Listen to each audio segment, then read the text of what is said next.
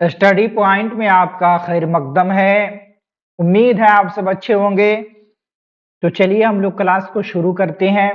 देखिए कि तलफ़ुज़ के एतबार से लफ्ज़ की कई किस्में हैं। क्या सबक हमारा कि तलफ़ुज़ के एतबार से लफ्ज़ की कई किस्में हैं। ठीक है, अब देखें अलिफ, नून, वाव, हा और या, इन सब की अलग अलग किस्में बयान की गई है। इसी को हम लोग देखेंगे। चलिए देखते हैं। अब देखिए कि अलिफ की दो किस्में हैं। क्या भाई? अलिफ की दो किस्में हैं।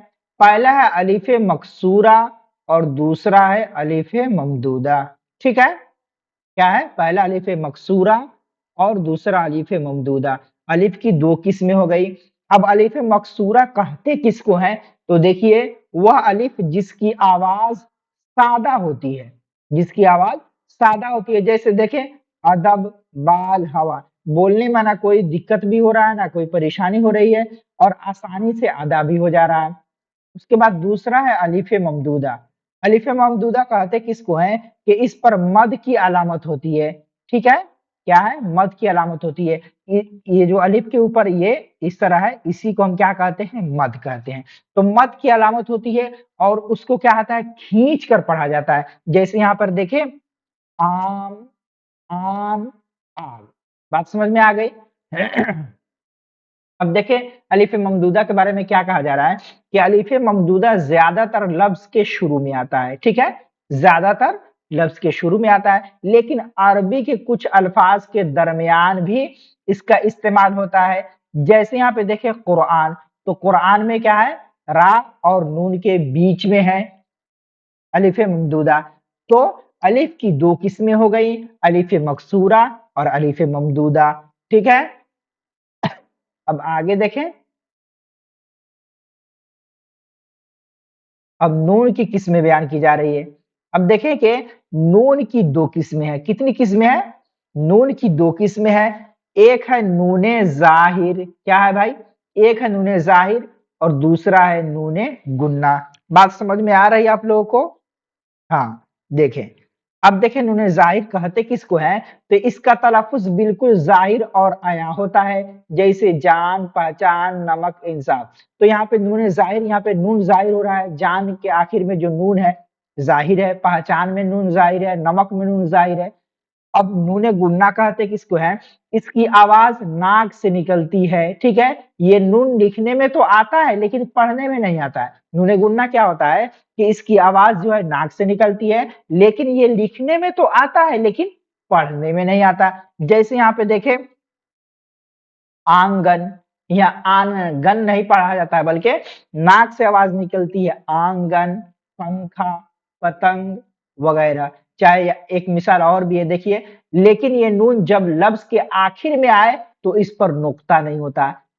अब नून गुन्ना में जब बीच में आता है तो नून होता है लेकिन पढ़ा नहीं जाता है, और आखिर में होता है तो इस पर नुक्ता नहीं आता है। ठीक है, जैसे कहाँ, नहीं वगैरह। जब बीच में आएगा तो इस पर नुक्ता होगा और जब आखिर में आएगा तो इस पर नुक्ता नहीं होगा। तो नून की दो किस्में हो गई, नून जाहिर और नून गुन्ना।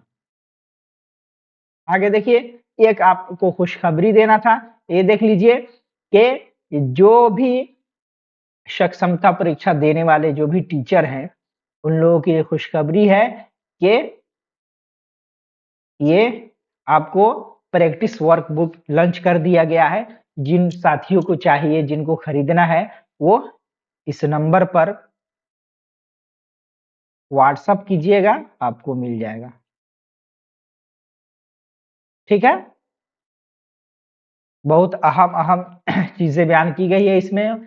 ज्यादातर उर्दू कवायद पर जोर दिया गया है, मुतल्लिका मजमून के ताल्लुक से भी बताया गया है।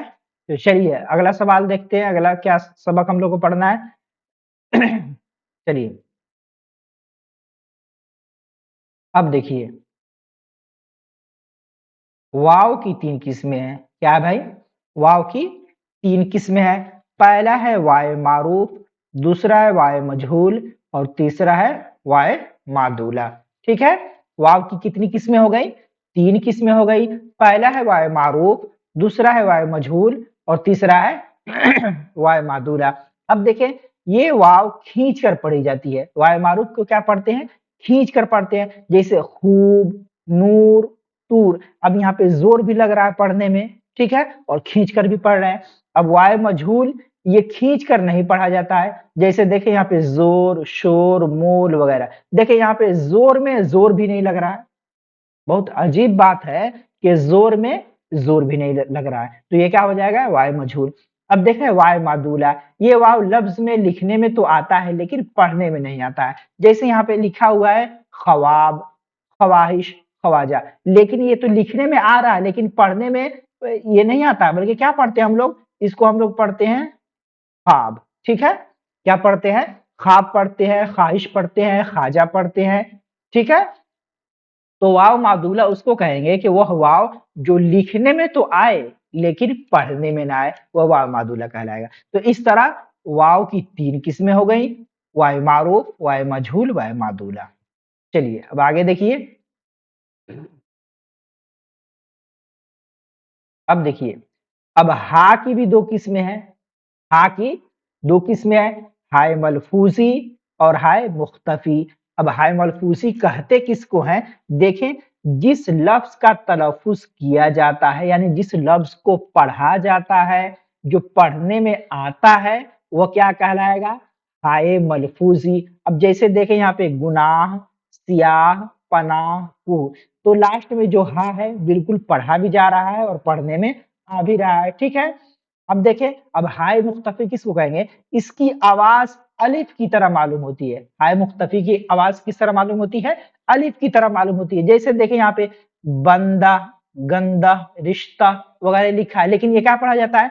बंदा, गंदा, रिश्ता। लेकिन ये पढ़ने में नहीं आ रहा है, बल्कि इसकी आवाज अलिफ की तरह मालूम हो रही है। तो वाव के हा की 2 किस्में हो गई, हाय मलफूसी और हाय मुख्तफी। चलिए अब या की किस्में हम लोग देखते हैं।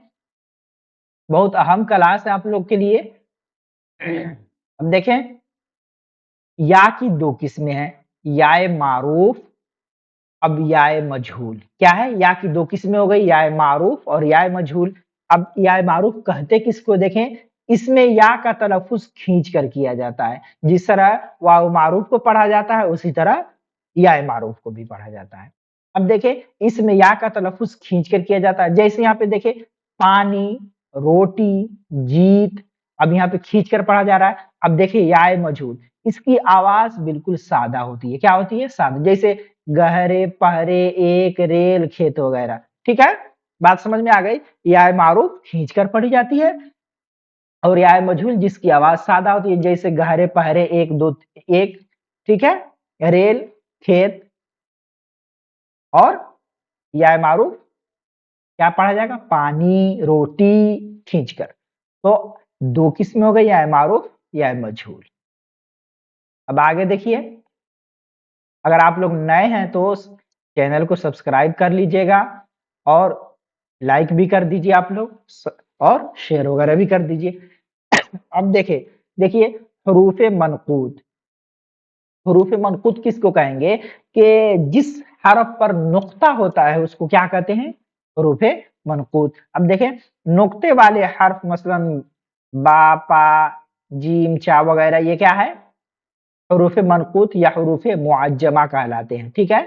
जिस हरफ पर नुक्ते होते हैं, जैसे बे, पे, जीम, चे वगैरह, ये क्या है? हरूफ मनकूत है, यानी इस पर नुक्ता है और इसको हरूफ मुअज्जमा भी कहा जाता है।